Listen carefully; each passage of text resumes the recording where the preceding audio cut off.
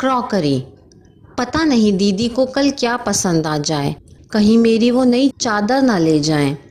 पति रितेश के लिए नाश्ता बनाते हुए राइमा बार बार यही सोच रही थी, क्योंकि वो चादर बहुत मन से लाई थी और अक्सर ऐसा ही होता है। जब भी वो कोई चीज़ लाती, उसकी ननंद प्रीति उसे ले जाती। राइमा बस मन मसोस कर रह जाती। अगले दिन प्रीति आई। खाना खाने के बाद किचन समेटकर जैसे ही राइमा बैठी, अपनी आदत के अनुसार प्रीति बोली, चलो भाभी, आपके कमरे में चलते हैं। माँ बता रही थी कि आप शॉपिंग करके लाई हो, जरा दिखाना क्या क्या लाई हो। हाँ दीदी चलो। भारी मन से राइमा प्रीति को सामान दिखाने ले गई। सारा सामान देखने के बाद प्रीति ने वही चादर उठाई जिसके विषय में राइमा सोच रही थी, और वही हुआ जिससे वो डर रही थी। प्रीति ने वो चादर ले ली। राइमा बेचारी चुप रही। ऐसा आज पहली बार नहीं हो रहा था। भाभी कितने की लाई हो? जैसे ही प्रीति ये पूछती, पीछे से राइमा की सास मीना जी कह देती, अरे तू रख ले बेटा, भला बेटियों से भी किसी सामान के पैसे लिए जाते हैं। थैंक यू माँ, आप सबसे प्यारी माँ हो, चहकते हुए प्रीति ने कहा। राइमा चाहकर भी कोई जवाब नहीं दे पाई और ना ही मना कर पाई। राइमा ने तो इस चीज की आदत डाल ली, लेकिन क्या आने वाली दूसरी बहू ये आदत डाल पाएगी? थोड़े दिन बाद राइमा के देवर निवेश की शादी तय हो गई। राइमा और प्रीति दोनों ने सारी खरीदारी की। उसमें भी प्रीति ने यही किया, जो भी उसे पसंद आया वही सामान ले लिया।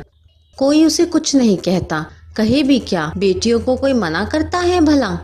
खैर छोड़ो, राइमा के देवर की शादी अच्छे से हो गई। निधि राइमा की देवरानी बनकर घर में आई। सब कुछ बहुत अच्छे से संपन्न हो गया। निधि और राइमा दोनों ने पूरे घर को अच्छे से संभाल लिया।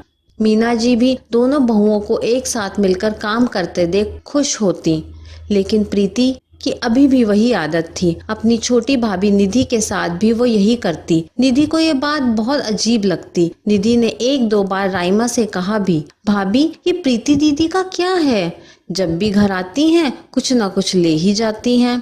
राइमा कहती, आदत डाल लो, यहाँ ऐसा ही होता है और ये कभी नहीं बदलेगा।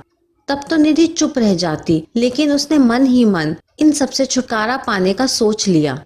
एक बार निधि बहुत प्यारी क्रॉकरी लाई। सबको वो बहुत पसंद आई। राइमा ने निधि से तभी कहा, ले तो आई हो, अब प्रीति दीदी को देने के लिए तैयार रहना। क्रॉकरी सच में ही बहुत सुंदर थी। निधि भी ये जानती थी कि प्रीति इसे जरूर मांगेगी, लेकिन निधि ने भी ठान लिया था, नहीं देनी मतलब नहीं देनी। भाभी इस बार कुछ भी हो जाए, ये क्रॉकरी तो मैं दीदी को नहीं दूंगी, चाहे वो रूठे चाहे माँ जी। कुछ ही दिनों बाद प्रीति आई। प्रीति को घर में आते ही नए सामान को देखने की लग जाती थी। वैसे भी जो कुछ नया सामान घर में आता तो मीना जी पहले से ही फोन पर अपनी बेटी को बता देती। पता नहीं प्रीति में ये आदत क्यों थी। शायद कुछ लोगों में ऐसी आदत होती है कि उन्हें दूसरों की थाली में ही ज्यादा घी नजर आता है।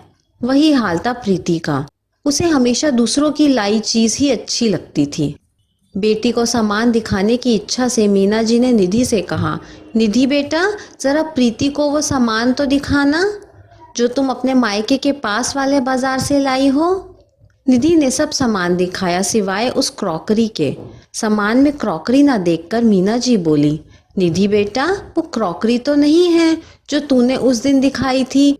निधि गुस्से में वो क्रॉकरी उठा तो लाई, लेकिन मन में पहले ही सोच लिया था, कुछ भी हो ये क्रॉकरी तो मैं दीदी को किसी भी कीमत पर दूंगी नहीं।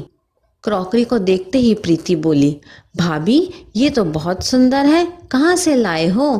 प्रीति को पता था, फिर भी अनजान बनते हुए जानबूझकर उसने निधि से पूछा, दीदी मम्मी के वहाँ जो पास में बाजार है वहाँ से ही खरीदी है। सब सामान दिखाने के बाद जब निधि सामान वापस रखने चली तो प्रीति ने वो क्रॉकरी अलग निकाल के रख ली। निधि ने भी बेशर्म बनते हुए कहा, प्रीति दी वो क्रॉकरी भी उठा दो। भाभी ये क्रॉकरी तो मैं लेकर जाऊंगी, मुझे बहुत पसंद आई, आप दूसरी ले लेना।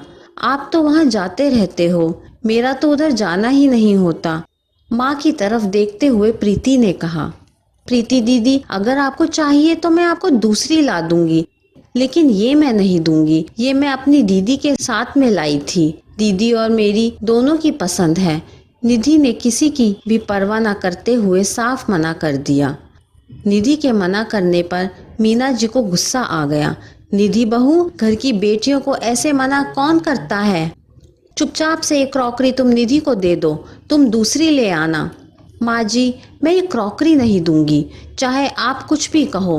रही बात कि घर की बेटियों को मना नहीं करते, तो मांगने से पहले बेटियों को भी सोचना चाहिए कि क्या मांगना है और क्या नहीं। ये कोई तरीका थोड़ी है कि जो भी पसंद आया मांग लिया। बस करो बहू, आज तक राइमा ने तो कभी मेरी प्रीति को किसी चीज के लिए मना नहीं किया। गुस्से में तिल मिलाते हुए मीना जी ने कहा। राइमा भाभी ने मना नहीं किया, तभी तो प्रीति दीदी का जो भी मन आया वो मांग लेती हैं।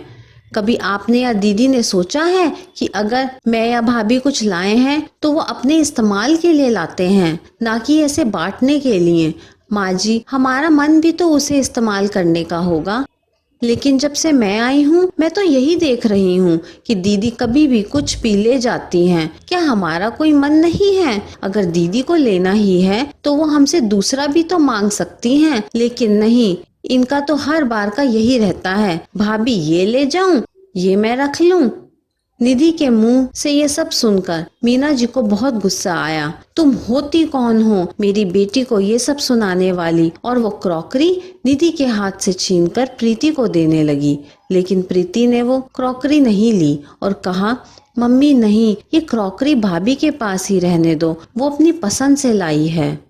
अरे बेटा नहीं, तू ले जा, ये तो ऐसे ही कर रही है। जबरदस्ती प्रीति को वो क्रॉकरी देते हुए मीना जी ने कहा।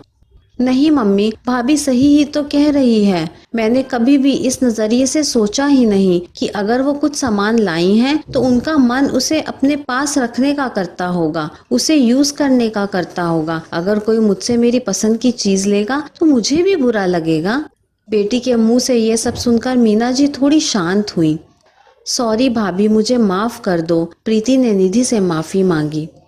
अरे दी, आप क्यों माफी मांग रहे हो? मैं तो बस आपको ये एहसास दिलाना चाहती थी कि हर बार किसी से कुछ भी मांग लेना सही नहीं है। हर बार कोई अपनी पसंद की चीजें आपको खुशी खुशी दे, ये जरूरी नहीं है। इसी बीच राइमा सबके लिए चाय बना लाई। चलो अब तुम दोनों ये सब छोड़ो और चाय पियो, सबको चाय देते हुए राइमा ने कहा। ये कहानी आपको कैसी लगी मुझे कमेंट करके ज़रूर बताइए। कहानी पसंद आई हो तो लाइक, शेयर और चैनल को सब्सक्राइब करना ना भूलें। कहानी सुनने के लिए आपका बहुत बहुत धन्यवाद।